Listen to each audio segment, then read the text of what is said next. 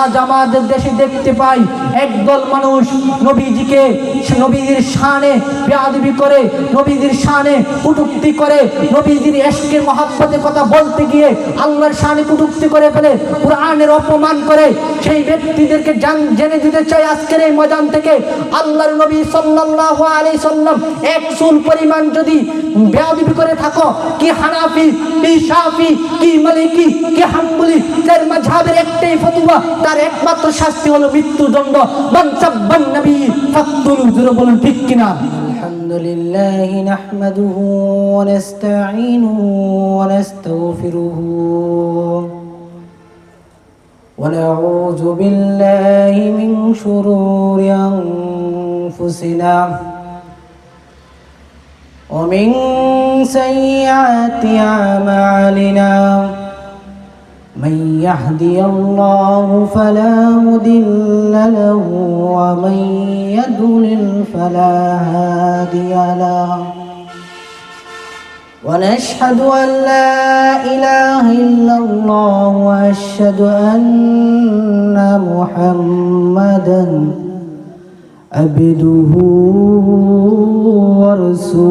ورسوله الذي أكمل الله به قصر النبوة أي ختم الله به النبوة وحكم لا نبي بعده وعلنا في القرآن بالبرهان أن محمدا صلى الله عليه وسلم خاتم النبيين والمرسلين. أما بعد فأعوذ بالله من الشيطان الرجيم. بسم الله الرحمن الرحيم. قل إن كنتم تحبون الله فاتبعوني يحببكم الله ويغفر لكم ذنوبكم والله غفور رحيم.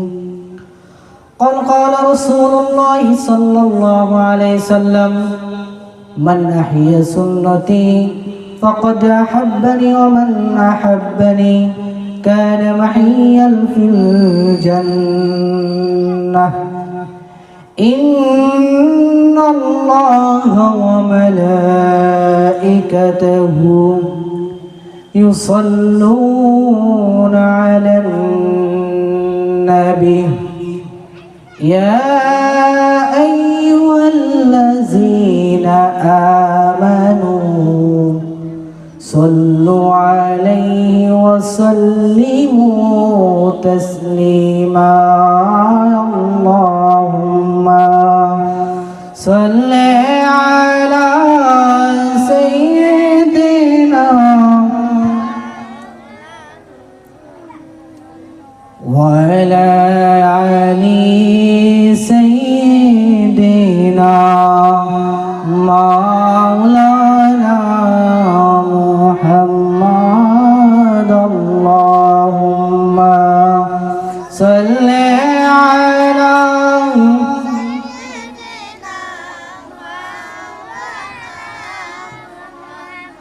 وعلى آل سيدنا مولانا محمد.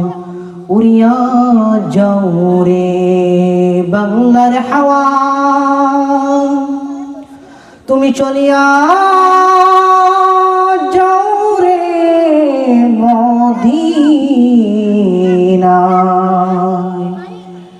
এই মাহফিলের সালামে খানি পৌঁছে দিও মদিনায়। صل على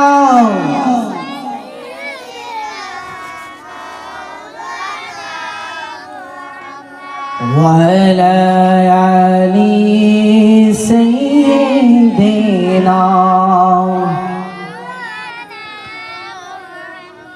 कर लागिया कंदोरी मौन ए पागल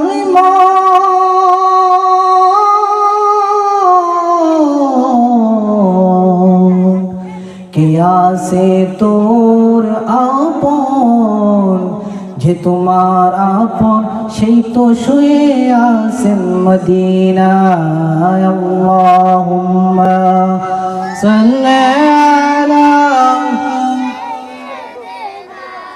মাওলানা মুহাম্মদ ওয়া আলা আলি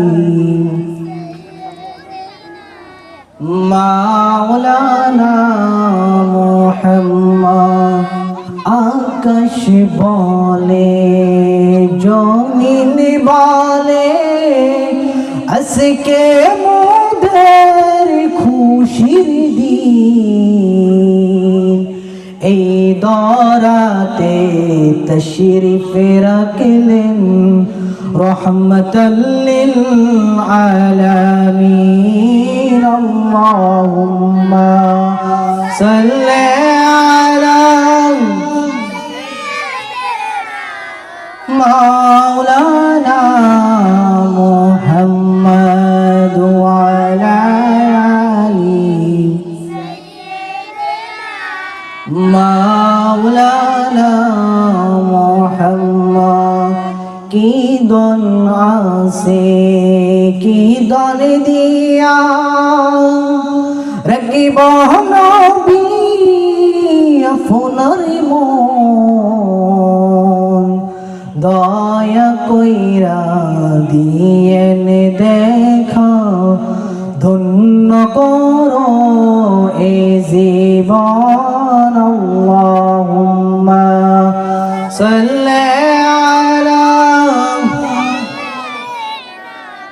মাওলানা মুহাম্মদ ওয়া আলা আলি সাইয়্যিদিনা مولانا محمد لا إله إلا الله لا إله إلا الله لا إله إلا الله لا إله إلا الله لا إله إلا الله سبحان الله والحمد لله لا إله إلا الله سبحان الله والحمد لله لا إله إلا الله سبحان الله والحمد لله لا إله إلا الله لا إله إلا الله لا إله إلا الله لا إله إلا الله لا إله إلا الله سبحان الله والحمد لله لا إله إلا الله سبحان الله والحمد لله لا إله إلا الله حسبي ربي جل الله ما في قلبي غير الله نور محمد صلى الله لا إله إلا الله سبحان الله illallah walhamdulillah la ilaha illallah bolun subhanallah walhamdulillah la ilaha illallah subhanallah walhamdulillah la ilaha illallah la ilaha illallah la ilaha illallah subhanallah walhamdulillah la ilaha illallah bolu subhanallah walhamdulillah la ilaha illallah la ilaha illallah muhammadur rasulullah sallallahu alaihi wasallam। আলহামদুলিল্লাহ মহামনি মুহাব্বিয়া দিনিয়া মাদ্রাসার ওয়াজ ও দোয়ার মাহফিলে যিনি আজকে মুনাজাত পরিচালনা করিবেন প্রধান মেহমান আন্তর্জাতিককারী সুমধুর কণ্ঠস্বর বিখ্যাত আলেম দ্বীন আলহাজ হযরত মাওলানা মুফতি মোহাম্মদ আব্দুল মহিব খান, আরবি প্রভাষক সারসিনা দরসুনিয়া জামিয়া নেসারিয়া দিনিয়া মাদ্রাসা। প্রধান আলোচক আলহাজ মাওলানা মোহাম্মদ শফিকুল ইসলাম সাইদি আল কাদেরি এবং আরো উলামা ইকরাম এবং তোলাবা ইকরাম এবং আমার সামনে উপবিষ্ট আমার যুবক ভাই ও বন্ধুরা এবং পর্দার আড়ালের মা ও বোনেরা, সকলকে আমার অন্তরের অন্তরস্থল থেকে জানাই মোবারকবাদ। আসসালামু আলাইকুম ওয়া রাহমাতুল্লাহি ওয়া বারাকাতুহু। সম্মানিত হাজিরিন, আমি আপনাদের সামনে কুরআনুল কারীম থেকে কিছু তেলাওয়াত করেছি। আল্লাহ তাআলা যেন এই তেলাওয়াতের উদ্দেশ্য করে কিছু কথা বলার এবং আপনাদেরকে শোনার তৌফিক দান করে বলুন আল্লাহুম্মা আমিন। সবটুকু শুকরিয়া আদায় করি মহান আল্লাহ তাআলার দরবারে, যিনি আজকে আমাদেরকে এই সুন্দর একটি জান্নাতের বাগানে আসার এবং বসার তৌফিক দান করেছেন। এই জন্য সকলে অগণিত চিত্তে হৃদের আবের অনুভূতি উজাড় করে উচ্চ আওয়াজে বলে আলহামদুলিল্লাহ। অসংখ্য অগণিত দুরূদ ও সালাম আল্লাহর সৃষ্টির প্রধান আকর্ষণ বিশ্ব সকল নবী ও রাসূল মাতার তাজ শামসুল হিদায়াত বদরুল জুদা সাইয়্যিদুল সাকালাইন ইমামুল মুরসালিন নবিউল আম্বিয়া হুজুর আকরাম নূরে মুজাসসাম নূরুন আলা নূর সাইয়্যিদিনা হাবিবিনা শফিনা ওয়া মাওলানা মুহাম্মদ সাল্লাল্লাহু আলাইহি সাল্লামের উপর একবার কালিমাতে শুকরিয়া আদায় করি বলি সাল্লাল্লাহু আলাইহি সাল্লাম। সম্মানিত হাজিরিন, আমি দুইটি বিষয় উপর আপনাদের সামনে কিছু কথা বলবো। একটি হলো আল্লাহ রাসূল সাল্লাল্লাহু আলাইহি সাল্লামের মহব্বত, আরেকটি হলো নবীর সুন্নত। জোরে বলুন, আল্লাহর নবী সাল্লাল্লাহু আলাইহি সাল্লামের মহব্বত আমাদের দরকার আছে কিনা? আল্লাহ রাসূল সাল্লাল্লাহু আলাইহি সাল্লামের মহব্বত ভালোবাসা আমাদের অন্তরে থাকার দরকার আছে কিনা? এই বিষয়ে আল্লাহ রাব্বুল আলামিন পবিত্র কুরআনুল কারীমে অসংখ্য অসংখ্য আয়াত এনেছেন। আল্লাহ তাআলা নিজেই বলেছেন, তোমরা আমার হাবিবকে অনুসরণ করো, অনুকরণ করো, ভালোবাসো, মহব্বত করো। ভাইরা আমার, আল্লাহর নবী সাল্লাল্লাহু আলাইহি সাল্লামকে সাহাবায়ে কেরাম কেমন ভালোবাসতেন, কেমন মহব্বত করতেন। তারা নিজের ছেলের চেয়েও, ভাইয়ের চেয়েও, স্ত্রীর চেয়ে, বাবার চেয়ে নবীজি সাল্লাল্লাহু আলাইহি সাল্লামকে বেশি ভালোবাসতেন। জোরে বলুন না সুবহানাল্লাহ। ভাইরা আমার, যেমন মদিনা মুনাওয়ারার মহিলারা কেমন আল্লাহর নবীজিকে ভালোবাসতেন। এক সাহাবী উহুদের ময়দানে আল্লাহর নবী সাল্লাল্লাহু আলাইহি সাল্লাম ওই যুদ্ধে গিয়েছিলেন, আর ওই যুদ্ধের মধ্যে এক মহিলার স্বামী, স্ত্রী, স্বামী এবং ভাই এবং বাবা এবং ছেলে ওই যুদ্ধে অংশগ্রহণ করলেন। আর ওই মহিলা তখন যুদ্ধের ময়দানের দিকে দৌড়াতে লাগলেন, যখন শুনছেন আল্লাহর নবী আহত হয়েছেন। তখন কিছু লোক বললেন, হে মহিলা তুমি কোথায় যাচ্ছ?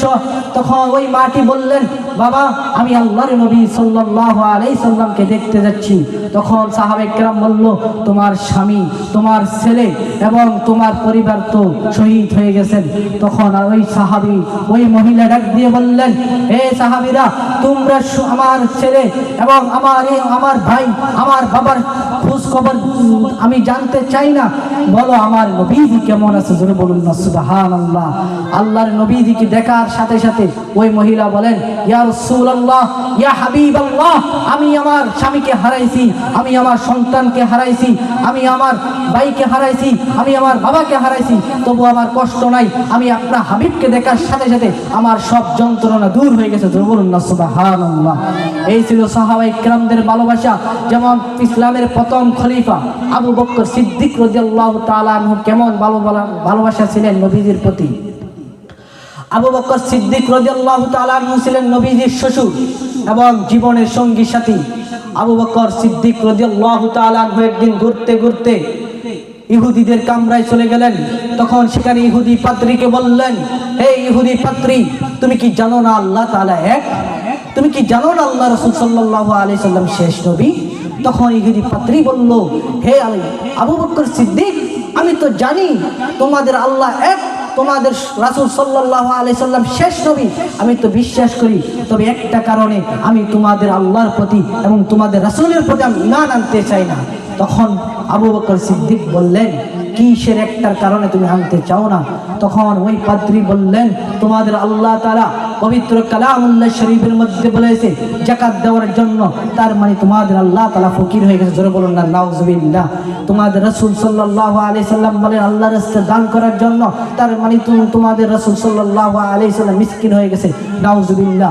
আবু বকর সিদ্দিক রাদিয়াল্লাহু তাআলা আনহু এই কথা শুনে কিতাব সাক্ষী দেয়, ফাদরাবা আবু বকর ওয়াজহি দরাবা ফিনহা শাদীবা। আবু বকর সিদ্দিক রাদিয়াল্লাহু তাআলা আনহু রাগান্বিত হয়ে ওই পাদ্রী গালে এক চোপড় একটা আঘাত করলেন।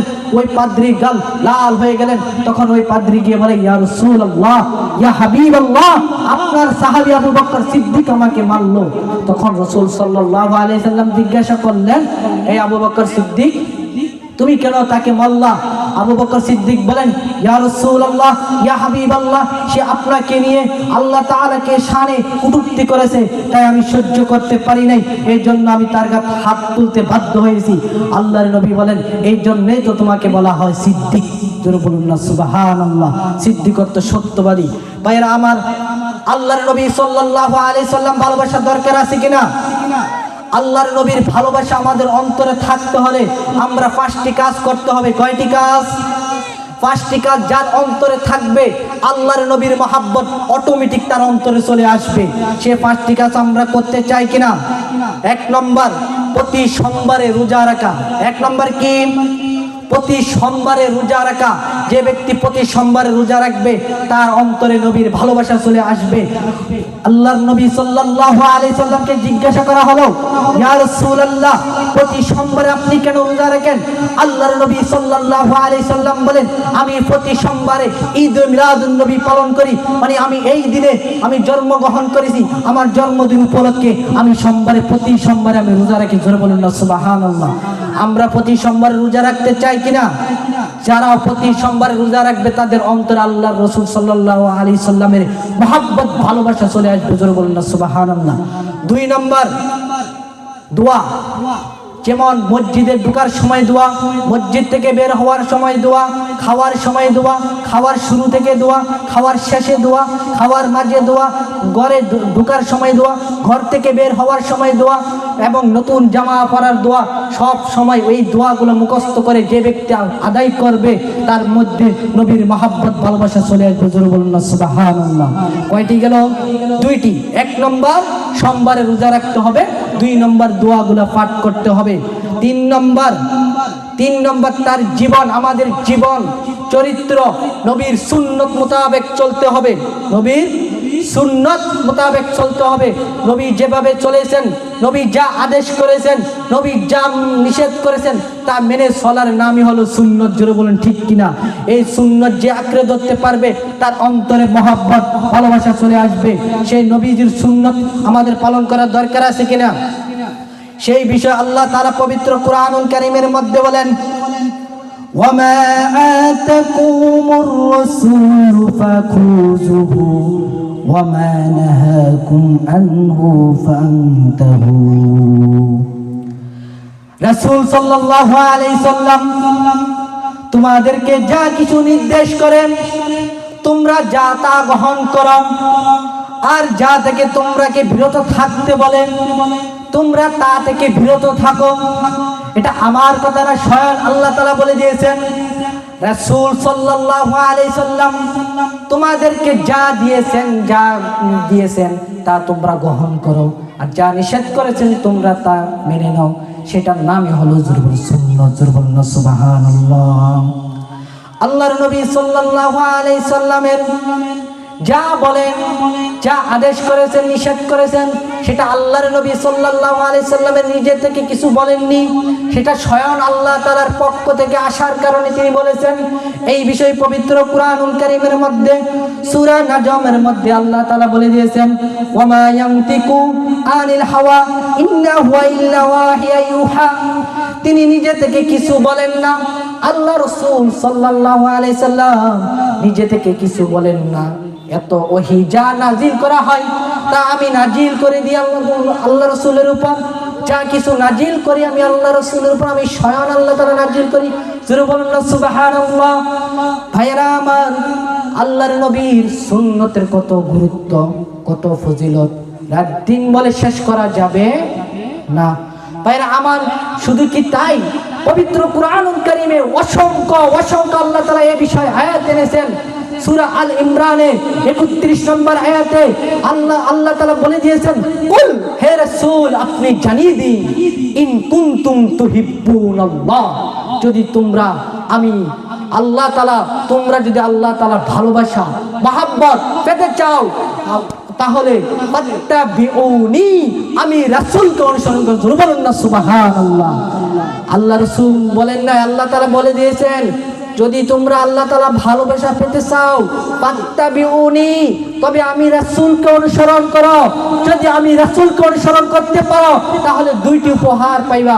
সেই একটি উপহার হলো ইউহিব্বুকুমুল্লাহ, স্বয়ং আল্লাহ তাআলা তোমাদেরকে ভালোবাসবে, ওয়া ইয়াগফিরু লাকুম যুনুবাকুম ওয়াল্লাহু গফুরুর রহিম, আল্লাহ তাআলা তোমাদের জীবনের সগীরা গুনাহগুলো maaf করে দেবেন। বলুন সুবহানাল্লাহ। সেই নবীর প্রতি আমাদের ভালোবাসা থাকার দরকার আছে কিনা? সেই নবীর সুন্নতের তরিকা চলার দরকার আছে কিনা? ভাইরা আমার, সূরা আল ইমরানের পরের আয়াতের মধ্যে আল্লাহ তাআলা বলেন 32 নম্বর আয়াতে, আতিউল্লাহ ওয়া আতিউর রাসূল, তোমরা আল্লাহ ও আল্লাহর রাসূলকে অনুকরণ করো। এবং সুন্নত কত গুরুত্ব, কত ফজিলত, তা রাত দিন 24 ঘন্টা বলে শেষ করা যাবে না। 3 নম্বর বলছিলাম কি? নবীজির সুন্নত। এই 3 নম্বর কি বলছি? নবীজির সুন্নত।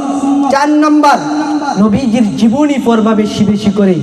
আল্লাহর নবীজির জীবনী যে পড়বে তার অন্তরে ভালোবাসা চলে আসবে। বলবেন, হুজুর আমি তো আরবি পড়তে পারি না, তাহলে বাংলা কিতাব দেখে পড়েন। যদি বলে আমি তো ফার্সি পড়তে পারি না, উর্দু পড়তে পারি না, আমি বাংলাও পড়তে পারি না, তাহলে হুজুরদের বয়ান শোনেন। নবীজির ইতিহাস সম্পর্কে, আল্লাহর নবী কেমন ছিলেন, আল্লাহর নবীর আদেশ নীতি রীতি কেমন ছিলেন, সেগুলা প্রতি লক্ষ্য করুন। আল্লাহর নবীজি জীবনে কিভাবে চলাফেরা করেছেন, আল্লাহর নবীজির আদর্শ কেমন ছিলেন, সেগুলোর দিকে ফলো করুন। তাহলে আপনার প্রতি নবীর মহব্বত চলে আসবে। জোরে বলুন না সুবহানাল্লাহ। 5 নম্বর দুরূদ শরীফ। সব সময় দুরূদ শরীফ পাঠ করবেন, সব সময় দুরূদ শরীফ নিয়মিত পাঠ করবেন। আজকে 100 বার পড়লেন, কালকে 2 বার পড়লেন, পরের দিন 3 বার পড়লেন, এরকম হলে হবে না। নিয়মিত পড়তে হবে। আজকে যদি 100 বার পড়েন, পরের দিন 100 বার পড়বেন। আজকে যদি 3 বার পড়েন, পরের দিনে 3 বার পড়েন। ধারাবাহিকতা দুরূদ শরীফ পাঠ করবেন। তাহলে ওই ব্যক্তির কলবে, ওই ব্যক্তির অন্তরে, ওই ব্যক্তির সিনায় নবীজির মহব্বত চলে আসবে, নবীজির ভালোবাসা চলে আসবে। এই 5টি কাজ যার অন্তরে থাকবে তার অন্তরে নবীর ভালোবাসা থাকবে। জোরে বলুন না সুবহানাল্লাহ। 1 নম্বর সোমবারে রোজা রাখা। 1 নম্বর কি? সোমবারে রোজা রাখা। 2 নম্বর দোয়া পাঠ করা। 3 নম্বর আমাদের জীবনে সুন্নতের নীতিতে চলা। 4 নম্বর নবীজির জীবনী পড়া। 5 নম্বর দুরূদ শরীফ পড়া। নবীজির জীবনী পড়া কেন গুরুত্ব জানো?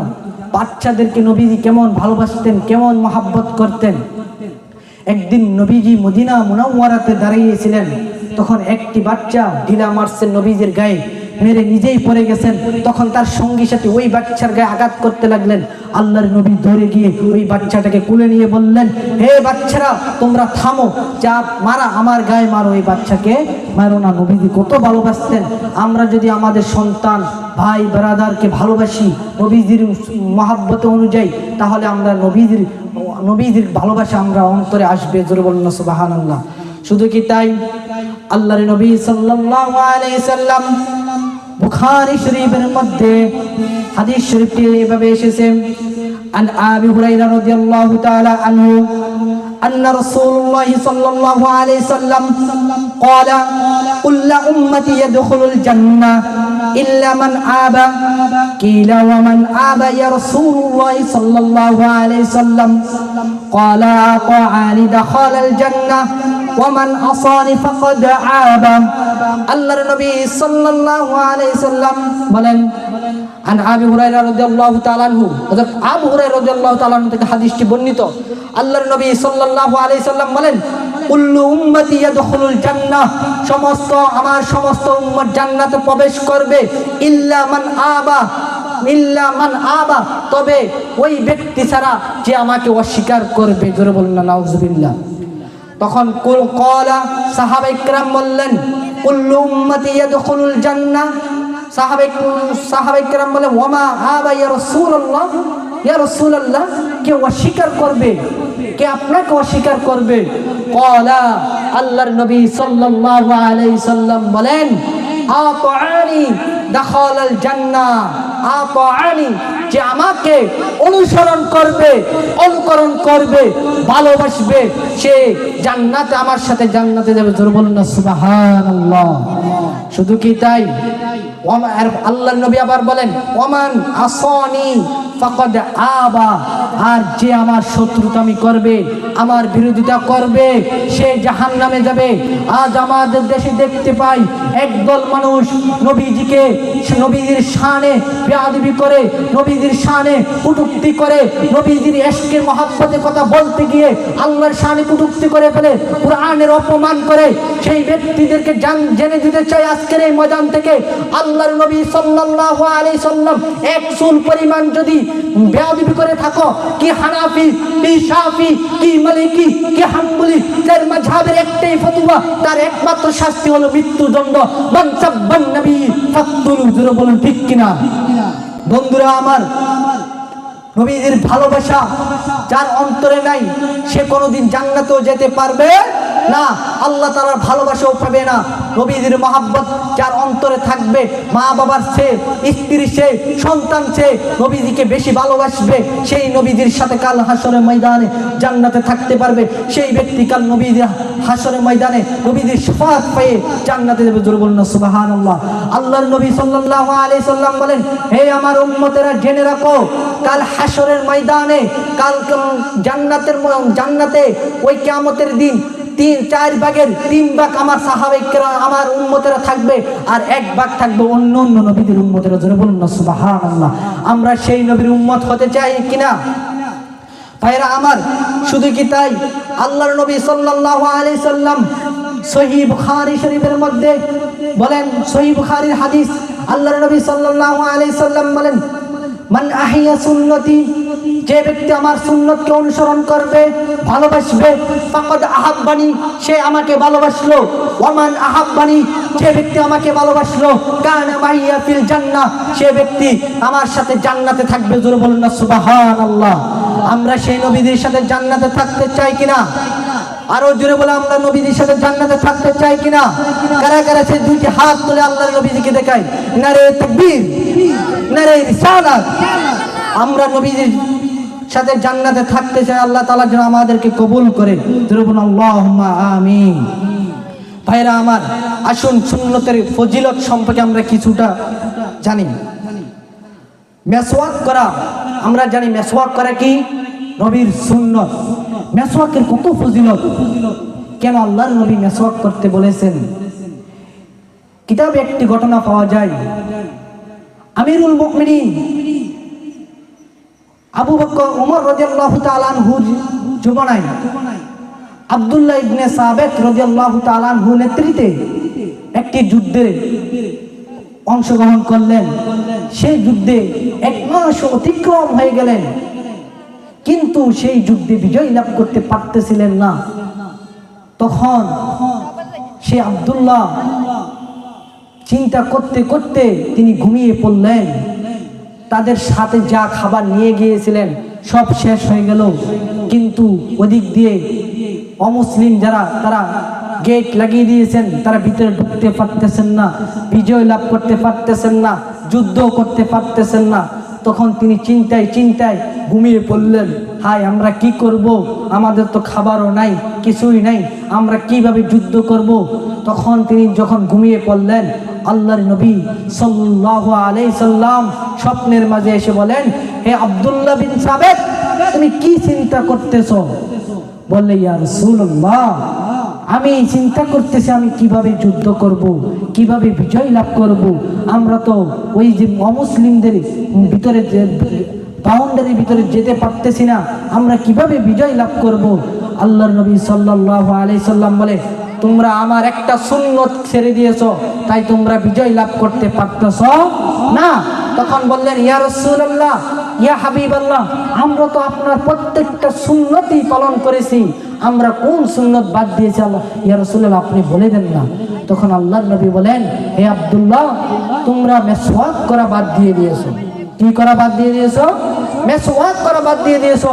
কাল ফজরের টাইমে তোমরা সকালে ঘুম থেকে উঠে মেসওয়াক করা শুরু করবা। তখন আব্দুল্লাহ ঘুম থেকে উঠে সকলকে বললেন মেসওয়াক করার জন্য। তখন সকলে মেসওয়াক করা শুরু করলেন গাছের ডাল ভেঙ্গে। আর ওই দিক দিয়ে মুনাফিকেরা দেখতে লাগলেন, অমুসলিমরা দেখতে লাগলেন। তারা চিন্তা করলেন, তাদের অন্তরে আল্লাহ তাআলা ভয় ঢুকিয়ে দিয়েছেন। তারা চিন্তা করতে লাগলেন, হাই হাই, মুসলমান তো গাছ ভেঙ্গে গাছ খাওয়া শুরু করছে, তাহলে তো আমাদেরকে খেয়ে ফেলবে। এই অন্তর ভয়টা কে ঢুকিয়ে দিয়েছেন? মহান আল্লাহ তাআলা তাদের ভয়ে। যেমন মুসা আলাইহিস সালামের মায়ের মুসা আলাইহিস সালামের মায়ের অন্তরে যেরকম আল্লাহ তাআলা ইলহান করেছেন, ওই কাফেরদের অন্তরেও এরকম আল্লাহ তাআলা ভয় ঢুকিয়ে দিয়েছেন। তখন তারা চিন্তা করলো, হাই হাই, মুসলমান গাছ খাওয়া শুরু করলেন, তাহলে তো আমাদেরকে খেয়ে ফেলবেন। তখন তারা ধরে তাদের নেতাকে যাই বললেন, হাই হাই, মুসলমান তো গাছ খাওয়া শুরু করলো, এখন তো আমাদেরকে খেয়ে ফেলবে। তখন ওই নেতা তাদেরকে পাঠাইলেন, যাই বলো আব্দুল্লাহকে তারা কি চাই, সম্পদ চাই নাকি তারা মৃত্যু চাই? তখন এসে বললো, আব্দুল্লাহ তুমি কি চাও, সম্পদ চাও না মৃত্যু চাও? আব্দুল্লাহ সাবেত বিন আব্দুল্লাহ বললেন, আমি মৃত্যু চাই না, সম্পদও চাই না, আমি চাই তোমরা আমাদের হাতে কালেমা পড়ে মুসলমান হয়ে যাও। জোরে বলুন না সুবহানাল্লাহ। সকলে মিলে কালেমা পড়ে শাহাদাতুন কালিমা লা ইলাহা ইল্লাল্লাহু মুহাম্মাদুর রাসূলুল্লাহ পড়ে সবাই মুসলমান হয়ে গেছে। জোরে বলুন না সুবহানাল্লাহ। শুধুমাত্র মেসওয়াক করার কারণে, সেই মেসওয়াক করার কত ফজিলত, জোরে বলুন না সুবহানাল্লাহ। যে ব্যক্তি মেসওয়াক করে নামাজ পড়বে, সেই ব্যক্তি 200 রাকাত নফল নামাজের সওয়াব পাবে। জোরে বলুন না সুবহানাল্লাহ। তো আমরা মেসওয়াক করতে চাই কিনা? আরো অনেক সুন্নত রয়েছে। আল্লাহর নবী সাল্লাল্লাহু আলাইহি সাল্লাম অসংখ্য সুন্নত, যেমন মসজিদের ঢোকা, ডান পাও দিয়ে প্রবেশ করা, দোয়া পরে প্রবেশ করা নবীর সুন্নত। আবার দোয়া পরে নবী মসজিদ থেকে বের হওয়াও নবীর সুন্নত।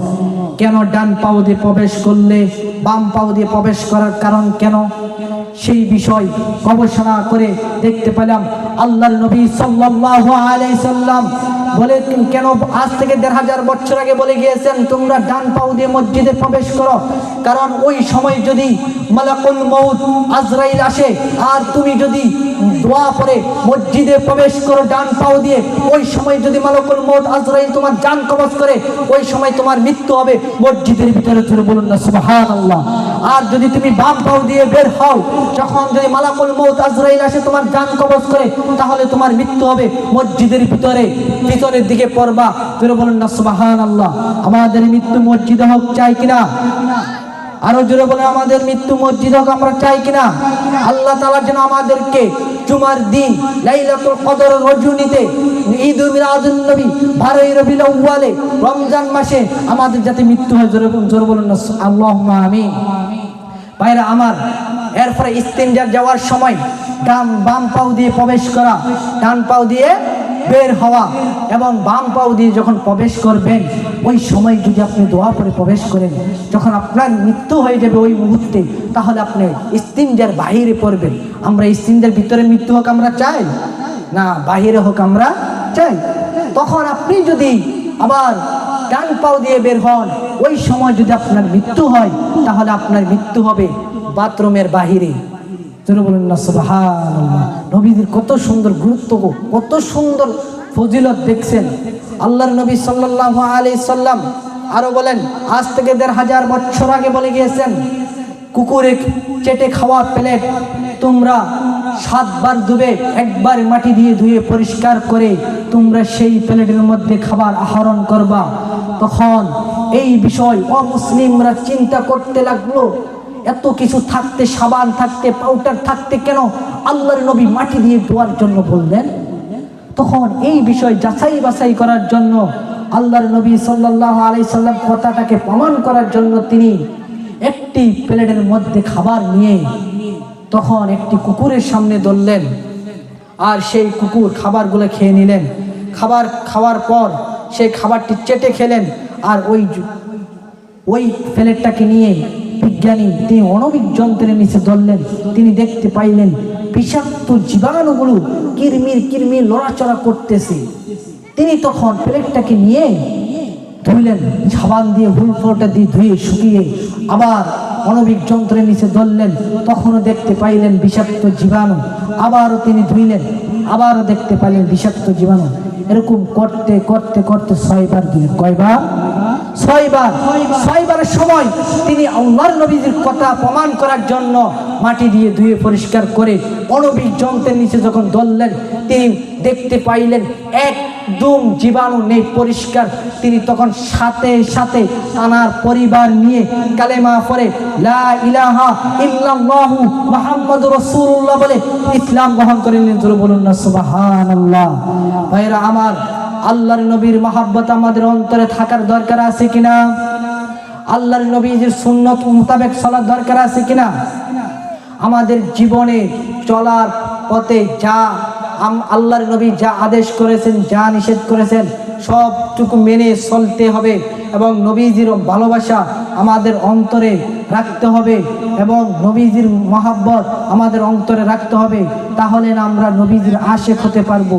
আমরা যদি কপালে যদি আমরা কালেমা লাগাই রাখি, কপালে যদি আমরা সুন্নি দাবি করি, তবু আমরা নবীজির আশিক কখনো হতে পারবো না যদি নবীর ভালোবাসা অন্তরে না থাকে। কিন্তু আমাদের দেশে দেখা যায় একদল মানুষ আছে নবীজিকে অন্তর থেকে ভালোবাসে, মহব্বত করে, কিন্তু আরেক দল মানুষ আছে নবীজিকে মুখে মুখে ভালোবাসে কিন্তু অন্তর থেকে ভালোবাসে না। আবার আরেক দল আছে নবীজির বিরোধিতা করে, নবীজির শানে বেয়াদবি করে। আবার আরেক দল আছে নবীজির শানে কটূক্তি করে। আছে কিনা? সেই সমস্ত ফিতনাবাজ থেকে আল্লাহ তাআলা আমাদেরকে হেফাজত করুক। আমাদেরকে আল্লাহ তাআলা এই সমস্ত বক্তাদের থেকে আল্লাহ তাআলা আমাদেরকে দূরে রাখুক, সে আশঙ্কা করি আমার সংক্ষিপ্ত বক্তব্য এখানেই টানছি। আখির দাওয়ানা আলহামদুলিল্লাহি রাব্বিল আলামিন। আসসালামু আলাইকুম ওয়া রাহমাতুল্লাহি ওয়া বারাকাতুহু।